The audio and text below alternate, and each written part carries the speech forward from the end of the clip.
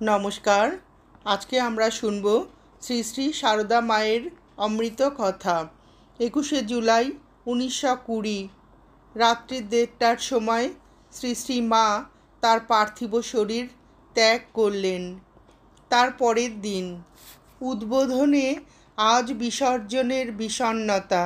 22শে জুলাই 5ই শ্রাবণ সকাল 10:30টায় মায়ের খাটটিকে নানাবিধ পত্র পুষ্পে সুসজ্জিত করা হলো।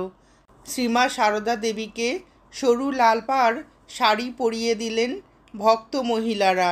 অশ্রুসিক্ত মায়ের বাড়ি পরিত্যাগ করে তাকে ভক্তগণ বহন করে নিয়ে গেলেন কাশীপুর হয়ে বরানগর কুঠি ঘাট পর্যন্ত। সঙ্গে রাম নাম সংকীর্তন। একটা বড় নৌকায় শ্রী মায়ের মরদেহ স্থাপন করে তার চির আকাঙ্ক্ষিত গঙ্গা পার হয়ে সবাই পৌঁছলেন বেলুর মঠে। তখন বেলা 2টো। আমতলায় স্থাপন করা হলো দেহ সর্বসাধারণের শেষ দর্শনের জন্য। তারপর স্ত্রী ভক্তগণ মাকে স্নান করিয়ে নববস্ত্র পরিধান করালেন। ইদানিং অসুস্থ অবস্থায় গায়ের অসহ্য জ্বালার জন্য প্রায় বলতেন, আমায় গঙ্গায় নিয়ে চলো। আজ তার শরীর গঙ্গা তীরে, কিন্তু শরীরে আর পার্থিব জ্বালা নেই। এখন পরম শান্তিতে তিনি নিমগ্ন। সাধুরা তাকে আরতি করলেন। বেলা 3টেয় স্বামীজির স্মৃতি মন্দিরের উত্তর দিকে চন্দন কাঠের চিতা সাজিয়ে স্থাপন করা হলো সংঘ জননীর মরদেহ। শরৎ মহারাজ এবং অন্যান্য সাধুরা চিতা প্রদক্ষিণ করে বেলপাতা, ধুনো, গুগ্গুল দিয়ে অগ্নি সংযোগ করলেন। গঙ্গার অপর তীরে তখন প্রবল বর্ষণ, কিন্তু এপারে অগ্নিলোভী শুষ্কতা। সন্ধ্যা সমাগমে নির্বাপিত হল চিতাবহ্নি। প্রথম কলস গঙ্গোদক চিতায় নিক্ষেপের সঙ্গে সঙ্গে বৃষ্টি নামল এবং মঠ ভূমিকে প্লাবিত করল। 1921 খ্রিস্টাব্দের 21শে ডিসেম্বর এই প্রথম মাতৃরিক্ত শ্রী মায়ের জন্মতিথি। সেই দিনই বেলুর মঠে, যেখানে শ্রী মায়ের অগ্নি সৎকার হয়েছিল, সেখানে গঙ্গামুখী মাতৃ মন্দিরের উদ্বোধন। আজ তিনি শুধু নিরাবয়ব আত্মা মাত্র, নেপথ্যচারিণীর অন্তঃপ্রেরণার উৎস। তার স্মৃতি বুকে নিয়ে দাঁড়িয়ে আছে স্মরণ মন্দির। আজ আমরা এখানে শুনব শ্রী মায়ের জীবনের কিছু ঘটনার কথা। বিভিন্ন জীবনী গ্রন্থে শ্রীমার জীবনের কিছু কিছু ঘটনার উল্লেখ আছে, যার কাল নিরূপণ করা সম্ভব নয়, এমনকি যুক্তিসিদ্ধ অনুমানও দুঃসাধ্য। অথচ মা সারদা দেবীর জীবন পর্যালোচনায় এই ঘটনাগুলি যে আলোকপাত করে, তার গুরুত্ব যথেষ্ট। এরকমই কিছু ঘটনার কথা এবং তাতে শ্রী শ্রী মা সারদা দেবীর কী প্রতিক্রিয়া হয়েছে, তা আমরা এই ঘটনাগুলি আলোচনা করে জানতে পারব। গিরিশ প্রসঙ্গ। একবার শ্রীমা অনেক দিন পরে দেশ থেকে আসছেন। তার সঙ্গে আছেন গোলাপ মা ও যোগিন মা। বাগবাজারের বাড়িতে সেবার উঠেছিলেন এবং সময়টা ছিল গ্রীষ্মকাল, এইটুকু মাত্র জানা যায়। বাগবাজারের অনেক বাড়িতে বিভিন্ন সময়ে শ্রীমা অবস্থান করেছেন। ঠিক কোন বাড়িতে এই ঘটনাটি ঘটে সেটা ঠিক বলতে পারবো না। শ্রীমা আসছেন বিষ্ণুপুরের পথ দিয়ে।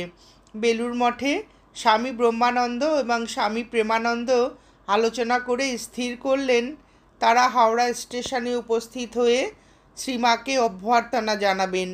কয়েকজন ভক্তকে সঙ্গে নিয়ে স্টেশনে উপস্থিত হয়ে তারা জানতে পারলেন ট্রেন 3 ঘন্টা বিলম্বে পৌঁছবে। এত দূরে এসে শ্রীমাকে দর্শন না করে ফিরে যাওয়াটা তাদের মনোমতো হলো না। তারা অপেক্ষা করতে লাগলেন স্টেশনে। 3 ঘন্টারও বেশি বিলম্বে ট্রেন এসে পৌঁছালো।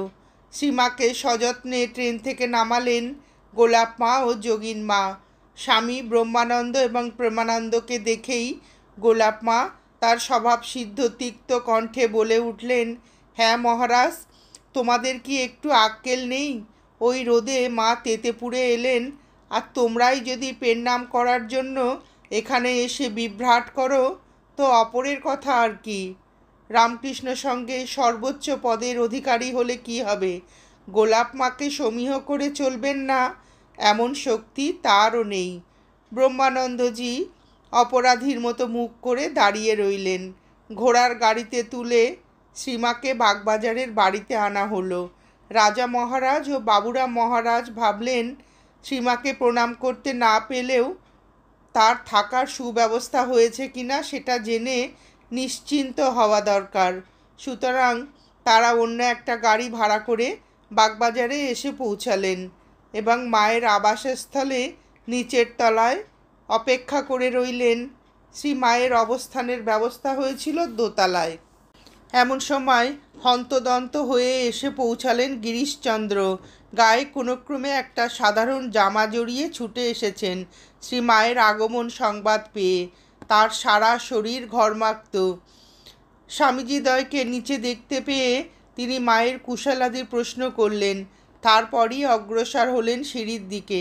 গিরিশচন্দ্রের গলা ওপরে পৌঁছবার সঙ্গে সঙ্গে গোলাপ মা ওপর থেকে তাড়াতাড়ি ছুটে গিয়ে গিরিশকে উপরে গমনোদ্যত দেখে ঝেঁঝে উঠলেন।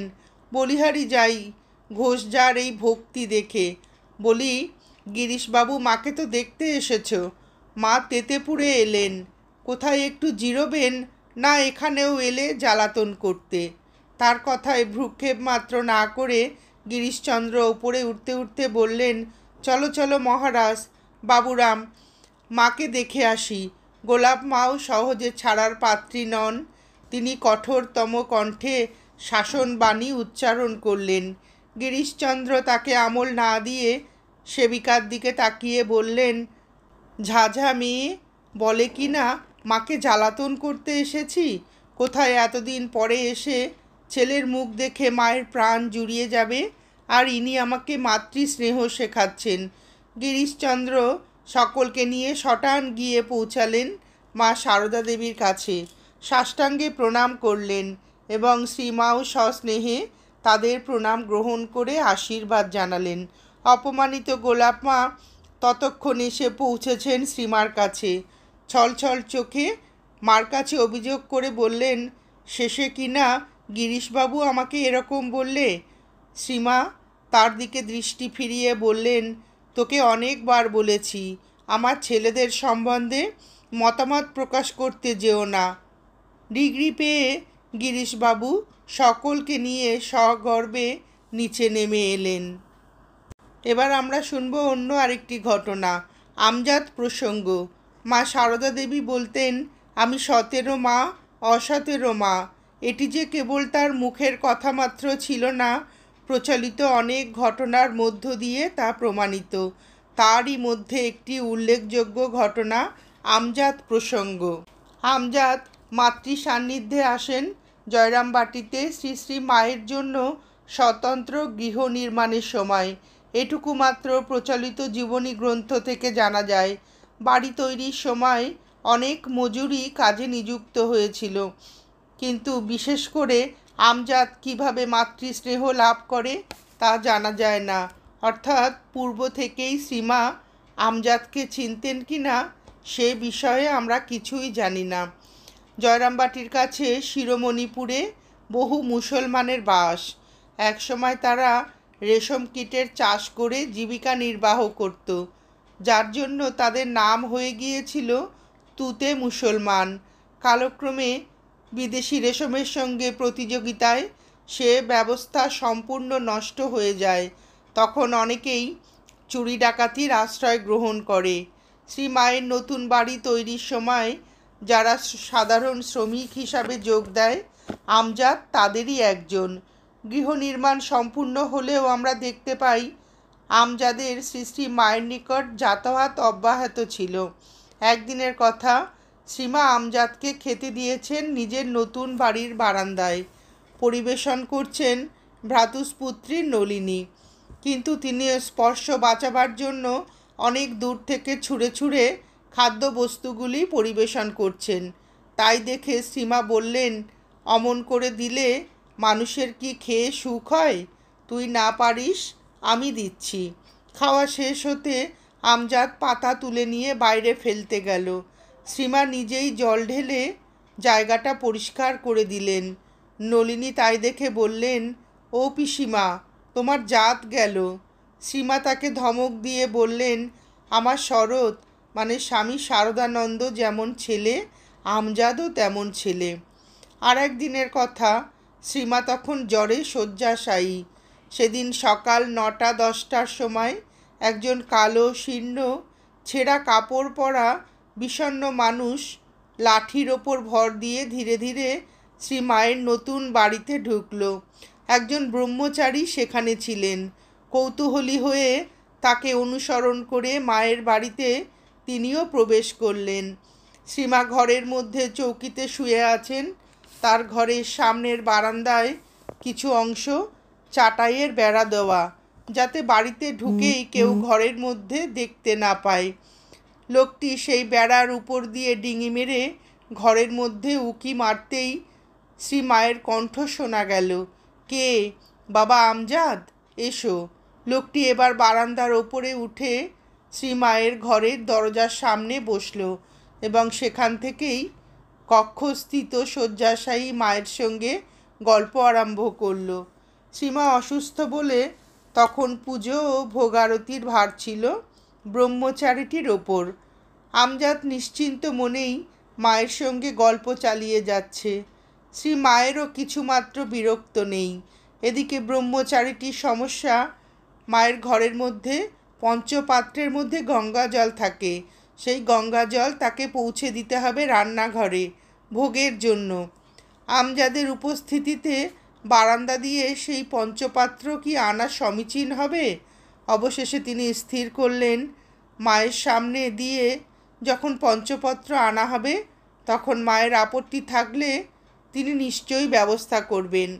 সেই সিদ্ধান্ত মতো তিনি শ্রীমা ও আমজাদের মাঝখান দিয়ে পঞ্চপাত্র নিয়ে গেলেন। শ্রীমা কোনো নিষেধ করলেন না। আমজাদ সারাদিনই রইল।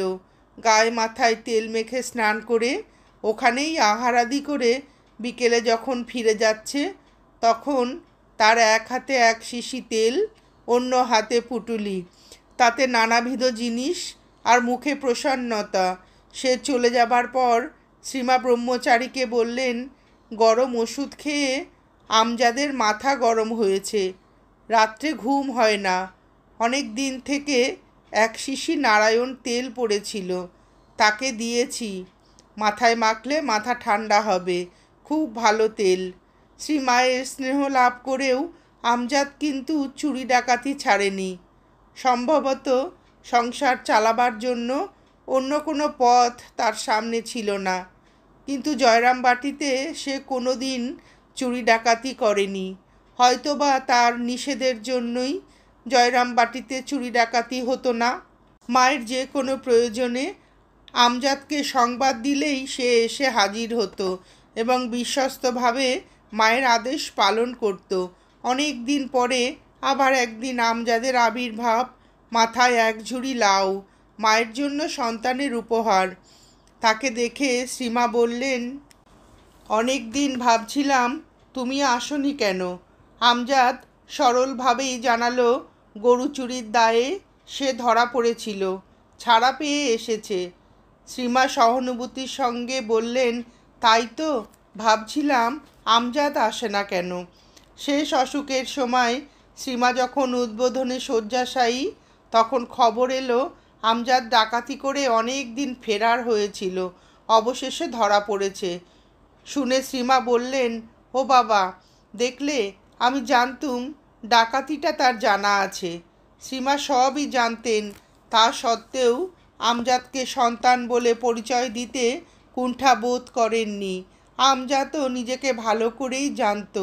শ্রীমাকেও চিনেছিল অসৎ সন্তানের স্নেহময়ী জননী রূপে। শ্রীমায়ের অন্য এক সন্তান পদ্মবিনোদ প্রসঙ্গ। বিনোদ বিহারী সোম রামকৃষ্ণ মণ্ডলীতে পদ্মবিনোদ নামে খ্যাত। আবার মঞ্চ জগতে পদবাবু নামও তার প্রচলিত। ইনি শ্রীমোর ছাত্র এবং তার সঙ্গেই ঠাকুর শ্রীরামকৃষ্ণদেবের কাছে দক্ষিণেশ্বরে উপস্থিত হয়েছিলেন ও ঠাকুর শ্রীরামকৃষ্ণদেবের স্নেহ লাভ করেছিলেন। পরবর্তীকালে তিনি থিয়েটারে যোগ দেন, অভিনেতা হিসাবে সুনামও অর্জন করেন, কিন্তু সমকালীন থিয়েটারি রীতি অনুসরণ করে মদ্যপানেও আসক্ত হন। তা সত্ত্বেও রামকৃষ্ণ মণ্ডলীর সঙ্গে তার যোগসূত্র একেবারে ছিন্ন হয়নি। স্বামী শারদানন্দকে তিনি বলতেন, দোস্ত, আমরা এখানে ওই পদ্ম বিনোদের প্রসঙ্গেই কিছু ঘটনার কথা শুনব। শ্রীমা বাগবাজার স্ট্রিটের বাড়িতে ছিলেন 1904 এবং তারপরে আবার 1906 খ্রিস্টাব্দে। এরই মধ্যে কোনো এক সময় এই ঘটনাটি ঘটেছিল। বিনোদ বিহারীর বাড়ি ছিল রামকান্ত বোস স্ট্রিটে। তিনি প্রায় মধ্যরাত্রে মত্ত অবস্থায় বাড়ি ফেরার পথে শ্রীমায়ের আবাসে উপস্থিত হয়ে শ্রীমায়ের সাক্ষাৎ লাভের জন্য শারদানন্দজির সঙ্গে তর্ক বিতর্ক ও হইচই করতেন। শরৎ মহারাজকে এই সময় বিশেষ সতর্ক থাকতে হতো, যাতে অসুস্থ মায়ের নিদ্রাভঙ্গ না হয়। অন্য ভক্তদের তিনি সতর্ক করে দিয়েছিলেন যাতে বিনোদ বিহারী এলে কেউ সাড়া না দেয়। পদবাবু সেদিনও যথারীতি গভীর রাত্রে উপস্থিত। বার কয়েক দোস্ত দোস্ত বলে ডাকলেন, কিন্তু কোনো সাড়া না পেয়ে বলতে বলতে চলে গেলেন, আমি বেটা এত রাত্রে এলাম, আর তুমি দোস্ত একবারও উঠলেও না, সাড়াও দিলে না। কিন্তু এরপর যেদিন এলেন সেদিন একটা নতুন কৌশল করলেন।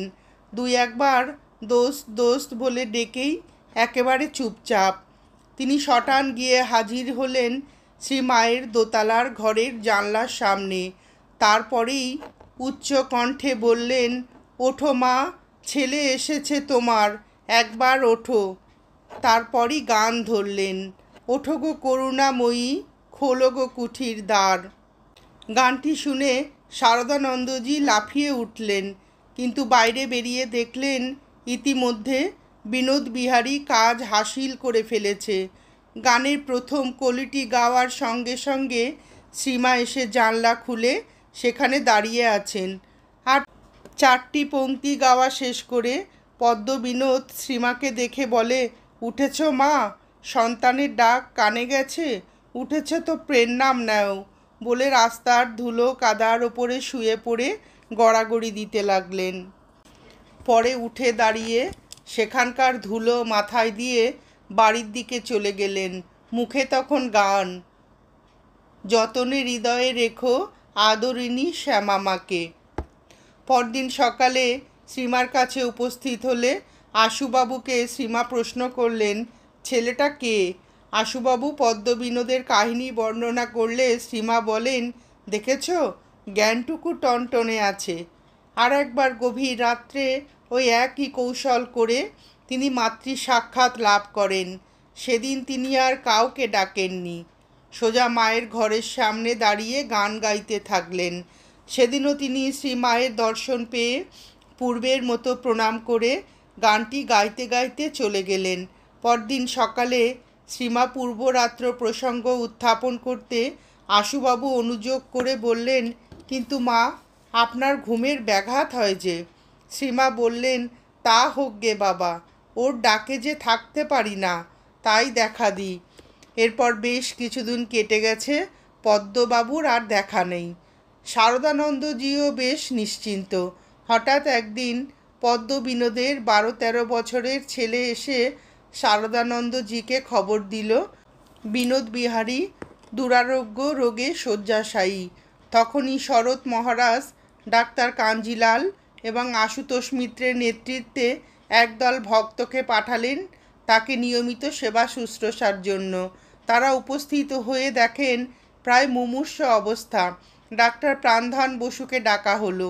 তিনি দুবার ট্যাপ করে পেটের জল বার করে দিলেন। 2-4 দিন ভালোভাবে কাটে, রোগী একটু সুস্থ হয়ে ওঠেন।